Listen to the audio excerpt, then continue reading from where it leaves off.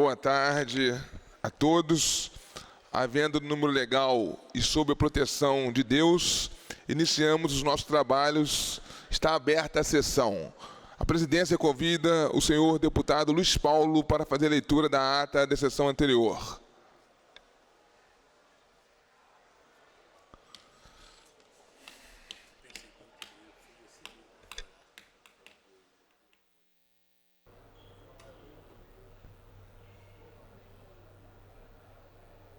Senhor presidente, deputado Jari, a ata reflete com exatidão o ocorrido na 56ª sessão ordinária, que iniciada às 14 horas, foi encerrada às 17h20. Lida e aprovada a ata, passa-se ao expediente inicial. Convido o deputado Luiz Paulo para poder fazer uso da tribuna.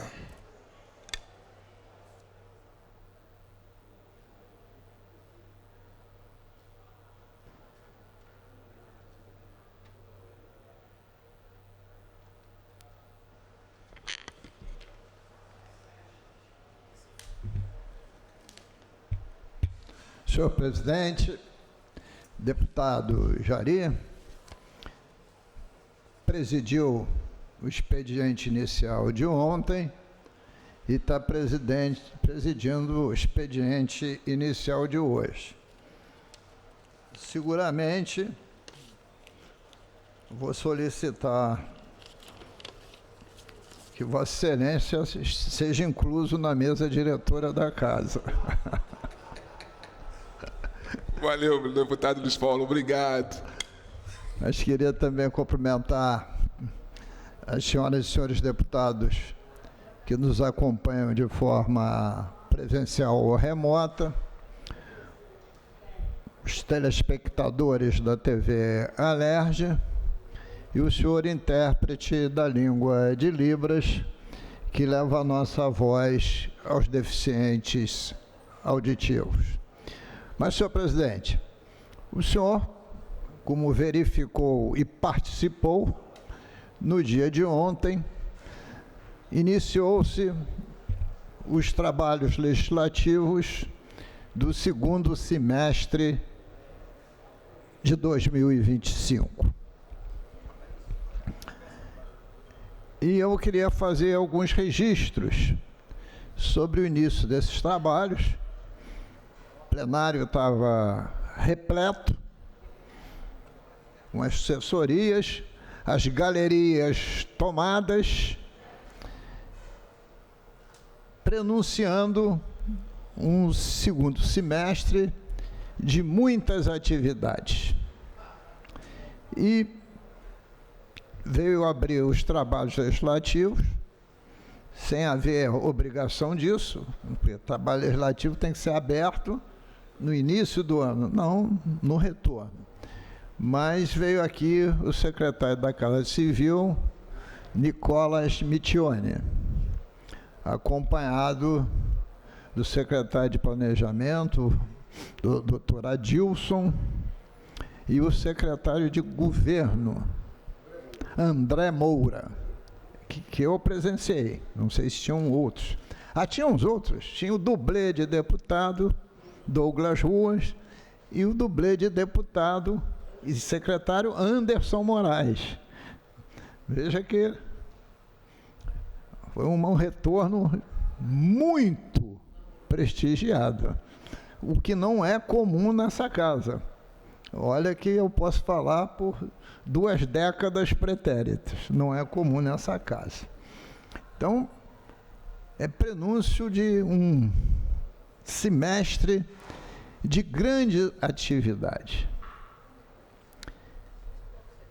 E aí, por mera coincidência, eu queria registrar que, se dependesse do meu desejo, como isso já foi dito por diversos outros políticos antigos, mas nem por causa disso menos sábios, até mais, dizia que a eleição a gente discute no ano da mesma, depois do Carnaval. Coincidentemente, vendo o RJTV à noite e os jornais de hoje, foi exatamente isso que o governador falou. Coincidentemente.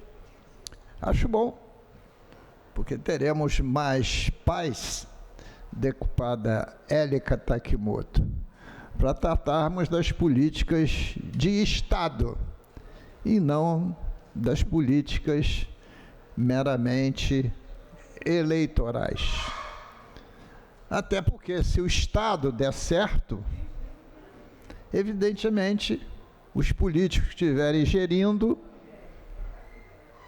vão cair no gosto popular. Basta o Estado dar certo. Se dá errado, é difícil. E tem político que erra na administração e erra na política. Quando erra nos dois, perdido está. Perdido está.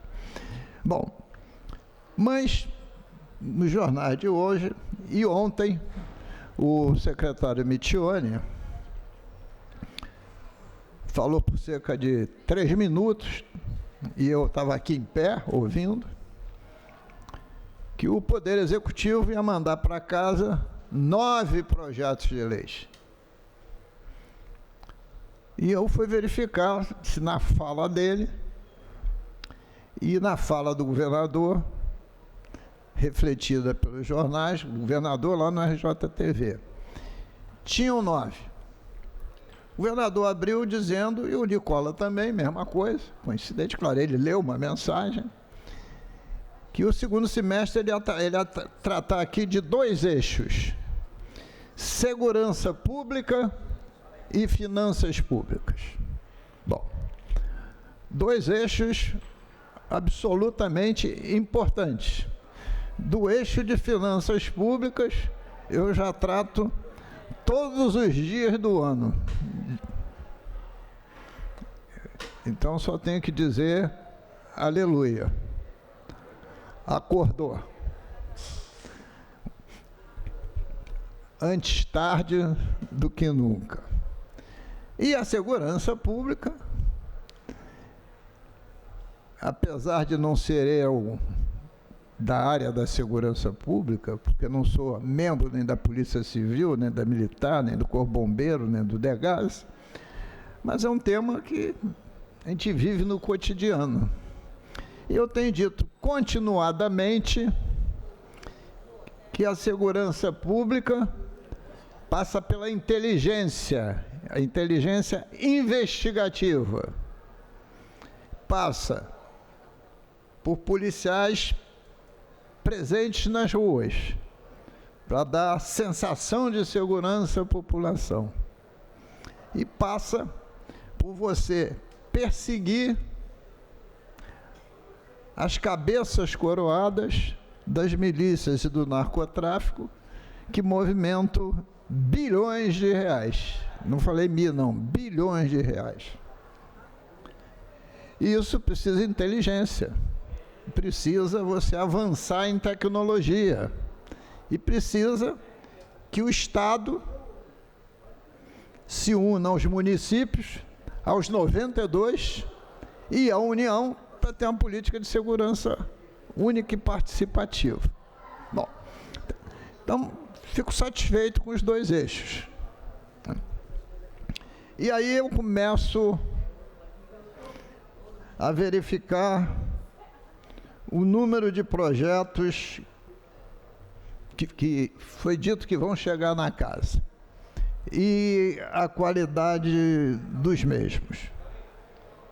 Vou começar com aquele que eu me pronunciei. Vou primeiro enumerá-los. Primeiro diz o governador e o Michione que vai mandar um refis para essa casa. Traduzindo, o que é refis? Programa de financiamento das dívidas de terceiros com o Tesouro do Estado. Parcelamento e redução dessa dívida. É isso que é refis, refinanciamento. Bom, vou daqui a pouco analisar o refis.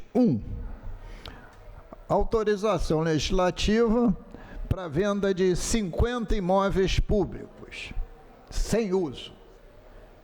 Temos que examinar quais são os 50. 3. Unificação das carreiras da Polícia Civil, seguindo o modelo federal. É um pleito antigo da Polícia Civil. Ainda na área da segurança, convocação de PMs reformados para fortalecer o policiamento, possivelmente de rua. Ainda na área da segurança, instalação de câmaras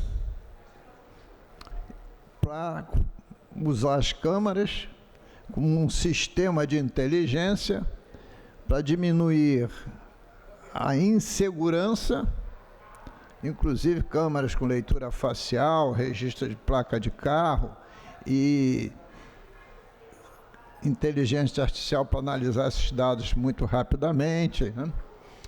A serem distribuídas pelo Estado inteiro e chamando os municípios, possivelmente, a participar desse processo, porque o Estado só existe porque existem 92 municípios. E isso pode ser uma coisa interessante, não só para diminuir a criminalidade, mas pode também servir para diminuir a evasão fiscal. E Vossa Excelência conhece bem o posto lá de Angapi, né?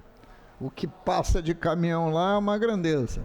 Se 1%, 2% for verificado, desse graças a Deus. Bom, e também falou de fazer uma discussão, e ele mesmo disse que é absolutamente polêmica, e o será, pelos aspectos informais e formais, que é o fim da saidinha dos presídios e das visitas íntimas aos detentos. É uma discussão jurídica interminável entre competência federal e competência estadual, isto na forma, e ainda tem as discussões de mérito. Mas se eu somar isso, ainda está faltando um, que ele faria também um parcelamento para diminuir os incentivos fiscais. Parcelamento é inverso. A cada ano, eu entendi isso, porque eu não li o projeto, você teria que ir fazendo reduções sucessivas do incentivo fiscal concedido. Aí não precisa nem mandar projeto, era só botar o meu na pauta. Está aí há muito tempo. Hoje, a reforma tributária fixou que a redução, que você tem que chegar até 2032 com 40% da redução do incentivo fiscal. E aí faz uma tabelinha, que chega em 29 a partir de 10. Então, você reduz 10, em 29 você reduz 10, em 30, 20, em 31, 30 e em 32, 40. Isto está na reforma tributária. O que eu fiz? Eu não quero contrariar a reforma tributária para não abrir polêmica sobre o tema. Então, peguei 26, 27 e 28. Se eu for chegar a 10, a nossa deputada Élica está aqui, um outro, que é uma pessoa muito bem estruturada em matemática e física quântica. Se dividir 10 por 3 anos, pode dar aí 3, 3, 4. Né? Então, você vai reduzindo para chegar em 29 com 10. Então, pô, já passou na CCJ, já tem subsídio, tem tudo. É só botar na pauta. Se é que esse é o desejo. Mas eu contei só 7 projetos. Tem mais 2 que, evidentemente, não foi falado, ou porque não virá, ou porque não está concluída. Mas eu acho que o importante são esses 2 eixos. o eixo das finanças e o eixo da segurança pública. E nessa matéria do RJTV, eu apareço falando contra o Refis. Não é que eu seja contra o Refis, eu sou contra fazer o Refis agora. E por quê? Por dois grandes motivos. Eu não sei, eu quero que caia os vetos do presidente da República à lei do Propag. Desejo muito que caia. Aliás, não é novidade. Falo isso quase todos os dias. Eu dou aula aqui de orçamento público na ELERJ. Todo aluno que senta na cadeira, quando eu chego na parte de Propag, é o que eu mais falo. Para a gente poder acessar, daqueles 20%, os recursos do Fundo Nacional de Desenvolvimento Regional, que está assentado na reforma tributária. Foi vetado, porque é um fundo que, na verdade, você vai usá-lo quando o dinheiro ainda não existe, mas está regulamentado. Mas, por hipótese, que tomara que não aconteça, que esse veto não caia. Porque o Congresso Nacional é o Congresso Nacional, como aqui é o Parlamento.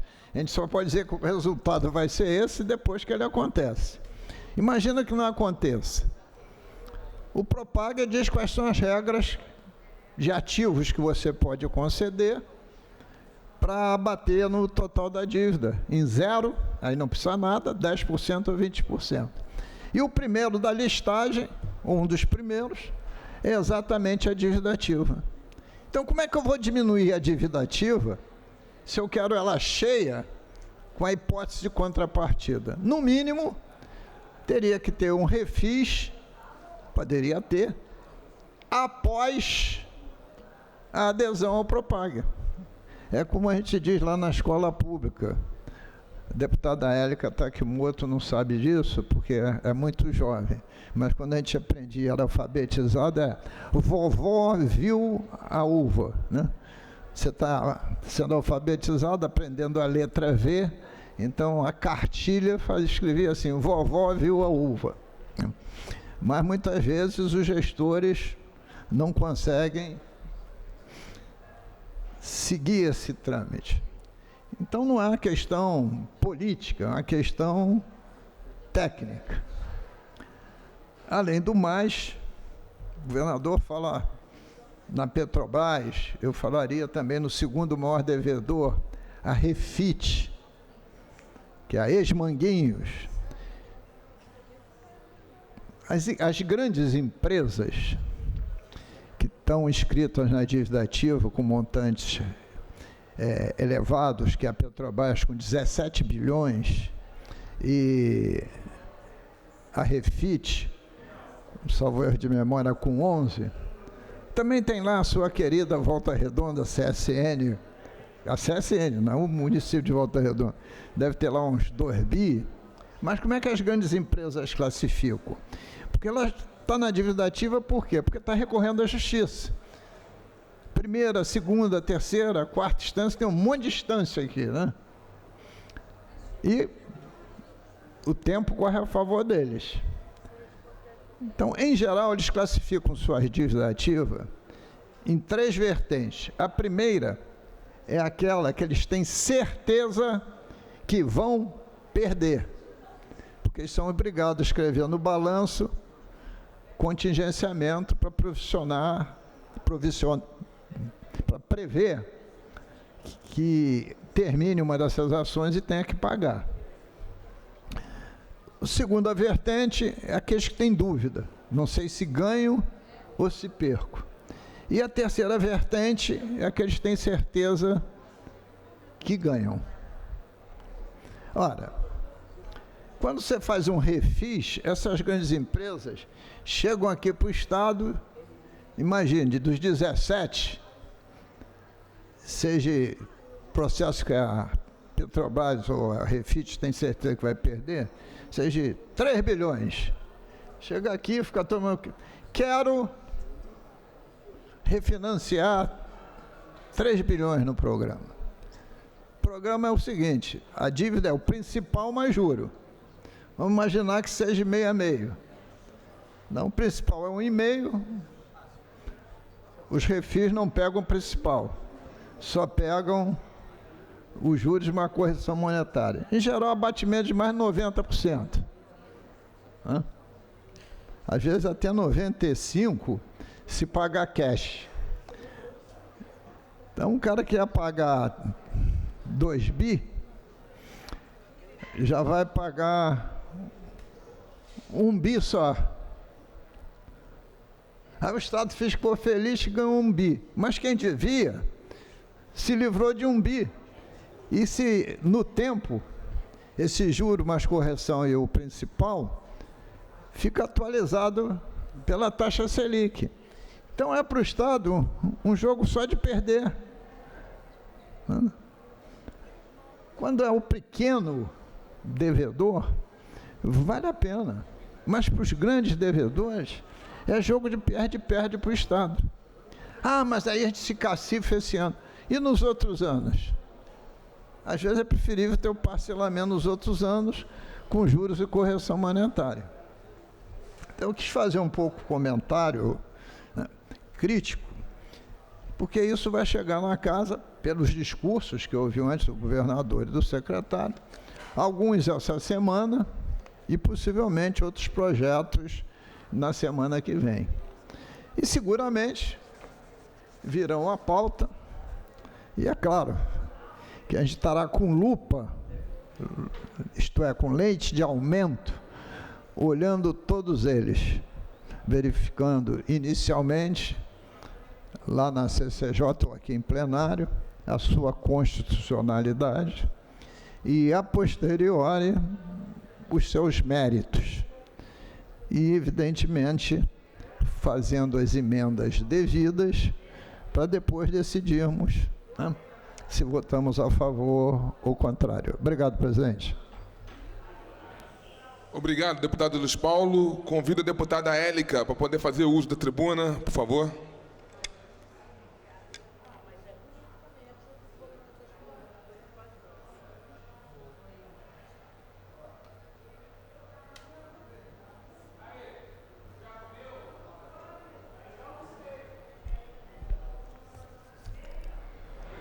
Senhor presidente, senhoras deputadas, senhores deputados, pessoas que nos assistem pela TV Alerj, que nos acompanham aí na rede, eu subo hoje nessa tribuna para denunciar uma barbaridade que ameaça a dignidade do Rio de Janeiro.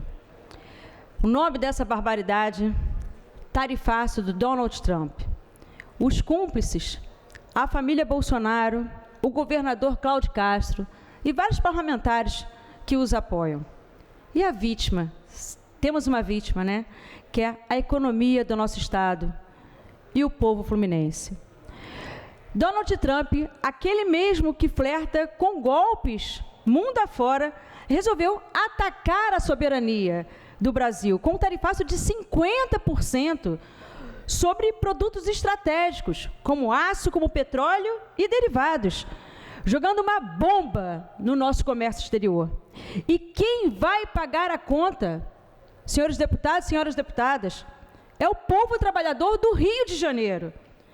Eu falo com dados que eu gosto de trabalhar aqui. O Rio de Janeiro é o segundo maior exportador brasileiro para os Estados Unidos. Só no primeiro trimestre de 2025, exportamos 1,7 bilhão de dólares.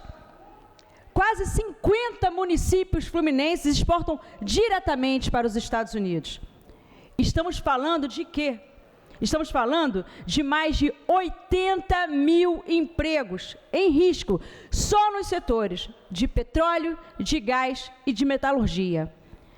A Firjan estima o impacto de 1,5 bilhão de reais nas exportações fluminenses só nesse segundo trimestre agora. E o que fez o governador Cláudio Castro, deputados e deputadas? Enquanto a economia do Rio de Janeiro afunda, ele está, podem verificar vocês, na internet, fazendo média com Bolsonaro, se solidarizando com o inelegível, que está agora em prisão domiciliar por debochar da justiça, por descumprir medidas cautelares e conspirar contra a democracia. Nada surpreende, né, vindo de quem passou 8 anos servindo a esse projeto de destruição das instituições públicas. O governador não propõe medidas efetivas que aponte uma solução para a crise que vivemos, nem se posiciona com firmeza contra o tarifaço. Pelo contrário, né, ele age como se o problema não fosse dele, né? Ou seja, ele não governa, só pensa em garantir apoio ao bolsonarismo para sua aventura rumo ao Senado, enquanto ignora o rombo da arrecadação, o desemprego e a falta de políticas concretas para proteger a economia fluminense. Enquanto isso, o Propag, que é uma alternativa real proposta no governo Lula, não recebe a menor atenção do governador. Os servidores continuam, como vimos aqui ontem, manifestando aqui na galeria. Os servidores continuam sem recomposição salarial, o que está previsto em lei. O Estado não tem um projeto nítido de desenvolvimento econômico. As UPAs, escolas e universidades estão seguindo a míngua aqui no nosso Estado. Mas para bajular, né, golpista nas redes sociais, aí a gente vê o governador trabalhando, o governador batendo ponto. E como se não bastasse, vimos ontem mais um espetáculo de vergonha nacional. Deputados federais bolsonaristas sequestrando a mesa da Câmara, obstruindo pautas para pedir foro privilegiado, pedindo anistia a golpistas, pedindo impeachment do ministro do STF. Se ficassem só com o esparadrapo na boca, como eu vi em algumas fotos, em alguns vídeos, estava bom, né? Mas não foi só isso. Eles são chantagistas, estão chantageando, impedindo os trabalhos de serem iniciados. Gente eleita para legislar, tentando transformar o Congresso num puxadinho de muitos imóveis da família Bolsonaro. Essa galera, né, eu ouço assim, eu não acredito, né, parece que está todo mundo num delírio, falando que a gente está vivendo numa ditadura. Eu pergunto, sério, gente? Né? Uma ditadura em que as pessoas estão se manifestando livremente nas ruas, né? E a imprensa aí agindo também de forma livre. Que ditadura é essa que esse pessoal está falando? E eu estou falando o direito de manifestar, não estou falando o direito de depredar patrimônio público, né? Como foi no 8 de janeiro. Que fique nítido aqui que existe essa diferença entre uma manifestação livre, né, e o crime que cometeram.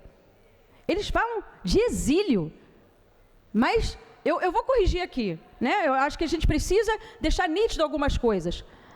Autoexílio político, com pix, né, do papai patriota, isso não define uma ditadura. Nobres colegas, defensores dos horrores da ditadura militar, que agora estão clamando por direitos humanos. Os que fingem desconhecer os milhares de brasileiros que foram torturados, né, foram sequestrados, foram mortos. Em pleno 2025, nós estamos vendo gente com camiseta do Trump pedindo AI-5. Estão pedindo a intervenção americana no Brasil, com a bênção do Eduardo Bolsonaro, nobres colegas. Uma grande cortina de fumaça, né, caríssima para o povo, de quem acha que a justiça é tola. E Cláudio Castro, né, nosso governador, diante de tudo isso, se esforça para quê? Para melhorar a nossa economia? Não. Né? Para criar uma Secretaria de Relações Internacionais para nomear, e eu diria até premiar, o correspondente internacional, o deputado internacional, né, que agora está lá nos Estados Unidos, de Trump. Mas prêmio de quê exatamente, né? De traição ao país? Porque essa turma colocou a família Bolsonaro acima da democracia, do povo e da Constituição. Mas aqui vai meu recado. Bandido bom, nobres colegas, bandido bom é bandido julgado. Quem defende tarifaço é cúmplice da fome. estão lambendo a sola de quem está pisando no povo brasileiro. Olha, minha gente, se os navios deixarem de sair do porto de Itaguaí, se Volta Redonda demitir em massa, se faltar salário, se faltar remédio, verba para educação e ciência, a culpa é de quem escolheu proteger um clã político ao invés de defender o povo fluminense. Cláudio Castro, o senhor quer ser senador, mas não conseguiu nem ser governador nesses 8 anos. Quer representar o Rio de Janeiro em Brasília, mas não representa nem o Rio aqui. E ao povo, eu digo, tem governador que não quer governar, como a gente está vendo aqui, como o nosso. Tem deputado que não quer legislar, como vimos ontem, estamos vendo sempre. Tem extremista querendo sequestrar o Brasil. Mas nós aqui não vamos nos calar. Espere de mim, do meu mandato, denúncia e enfrentamento. Porque amar o Rio de Janeiro é não fugir do debate, é buscar soluções e não mais problemas para o nosso povo fluminense. Golpistas não passarão, tá ok? Viva o povo soberano, viva o Brasil soberano. Muito obrigada, presidente. Não havendo mais nenhum inscrito. Opa, desculpa. Deputada Marina, convido para poder fazer uso da tribuna, por favor.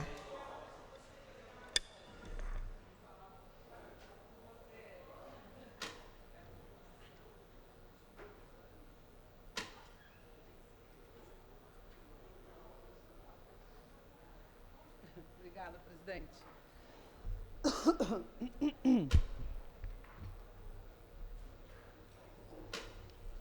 Ai, meu Deus. Espera aí. Que tá tudo bagunçado. Senhor presidente, Jari, muito obrigada por presidir esta sessão, dizer que o senhor fica muito bem aí, sentado a essa cadeira, presidindo essa mesa. Muito obrigada. Saudar também os demais parlamentares que estão na casa, todos os trabalhadores e trabalhadoras da Alerj, e também saudar quem está nos assistindo pela TV Alerj. Presidente, gostaria de, neste momento de retomada dos trabalhos legislativos, fazer os cumprimentos a todos e todas, desejar que nós tenhamos um segundo semestre de muito trabalho em benefício do povo do Estado do Rio de Janeiro e do Brasil também. Venho a essa tribuna hoje com a alegria de quem está vendo a justiça acontecer no nosso país. A prisão do Bolsonaro é um grito de todos e todas que viram o Brasil, sob seu comando, retornar ao mapa vergonhoso da fome a nível mundial. É quem viu, sobre a sua gestão do Bolsonaro nesse período, ver o povo estar na fila do osso em tantos lugares do Brasil, que vimos o deboche e a irresponsabilidade com as mais de 700 mil pessoas mortas pela Covid por falta de assistência e de acesso às vacinas que o Brasil deveria ter colocado à disponibilidade do povo brasileiro. A prisão do Bolsonaro acontecida nessa semana é um suspiro para aqueles que viram com horror a sua saudação aos torturadores e a sua homenagem aos atos de pura violência cometidas durante os anos da ditadura militar nesse país. Nós não esquecemos de quando Bolsonaro afirmou que era preciso nos matar, que era preciso eliminar a esquerda nesse país e incentivou a violência que ceifou a vida do mestre Moa, do Catendê, na Bahia, e também ceifou a vida do Marcelo Arruda, lá no Paraná.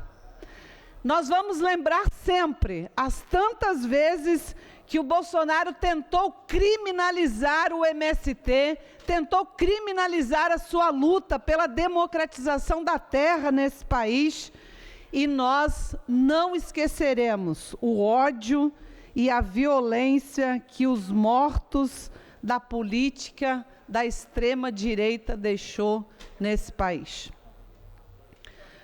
O projeto que a extrema-direita, ao qual faz parte desse grupo Bolsonaro, o projeto que eles têm é de destruição do Brasil e de entregas das nossas riquezas, a exemplo do que nós estamos vendo agora, quando estão vergonhosamente colocando em negociação a democracia e a soberania do país para defender a anistia para os golpistas do 8 de janeiro aqui nesse país.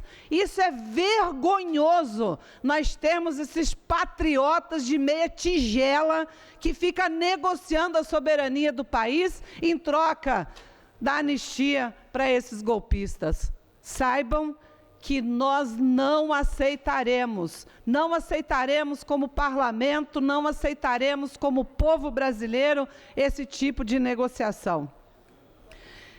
Esses falsos patriotas, esses fajuntas, esses meia-tigelas de patriotas, apoiam a guerra comercial do Trump, que causa muita preocupação a nós, porque pode afetar empregos e o desenvolvimento econômico do país e também aqui no nosso estado.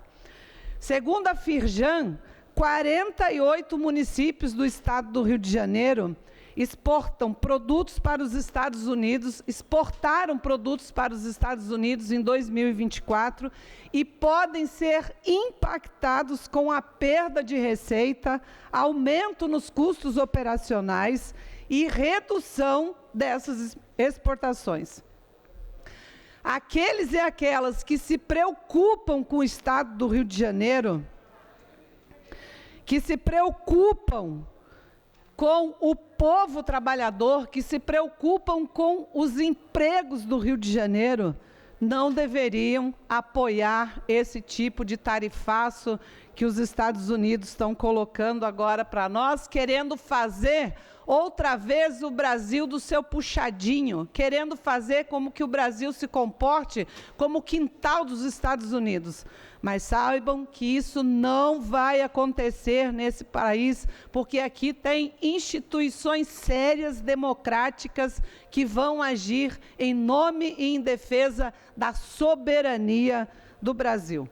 E, como disse a minha nobre colega deputada Élica Takimoto, que me antecedeu, presidente, isso não é o que nós vemos com o governador Cláudio Castro, não é a preocupação que nós vemos com o nosso governador aqui do estado do Rio de Janeiro, que esteve na manifestação da extrema-direita, defendendo as medidas econômicas contra o nosso país, contra o estado do Rio de Janeiro. É um absurdo que o governador de um dos estados mais impactados pelas medidas do Trump esteja em busca de nos prejudicar. E aqui queremos desafiar o governador Cláudio Castro para que ele possa mostrar, para vetar qualquer impacto na economia do Rio de Janeiro causado por esse tarifaço. Então eu pergunto, governador Cláudio Castro, qual é a atuação para evitar que o desemprego chegue até as famílias do nosso estado? Governador, qual é o programa estadual para fortalecer os empresários e trabalhadores e evitar o prejuízo sobre o nosso estado com o tarifaço? São perguntas que a população do estado do Rio de Janeiro gostaria de receber e ter essa resposta do governador Cláudio Castro. E olha, governador, ao invés de subir nos palanques para apoiar traidores da pátria, o senhor deveria estar trabalhando para que o Rio de Janeiro tenha mais investimento e avance em qualidade de vida do nosso povo.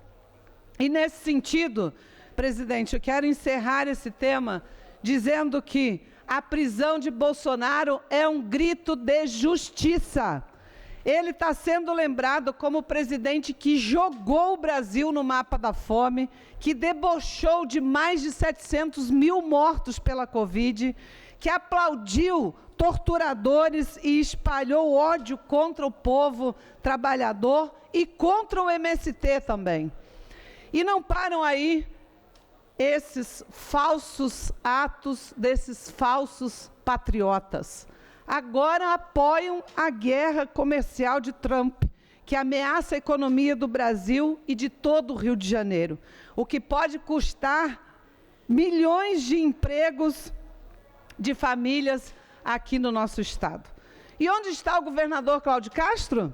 Em palanque com a extrema-direita, ao invés de apresentar um plano para proteger o estado do Rio de Janeiro, ao invés de entregar um plano para proteger o nosso estado. Olha, quero que saibam, nós do PT, e eu como líder da bancada do PT aqui na LERJ, vamos seguir firmes. Vamos lutar contra o fascismo, vamos lutar pelo fim da escala 6x1, vamos lutar pela taxação dos bilionários, pelo direito à terra, pelo direito à comida saudável, à moradia e à vida digna, especialmente da juventude negra, no nosso estado e no nosso país. O Brasil não será submisso. O Brasil é do povo. O Brasil é do povo brasileiro. E estamos juntos. Um grande abraço a todo o nosso povo do estado do Rio de Janeiro e a todo o povo brasileiro. Obrigada, presidente. Não havendo mais nenhum deputado inscrito para o expediente inicial, a presidência suspende temporariamente a sessão até às 15 horas, quando retornaremos.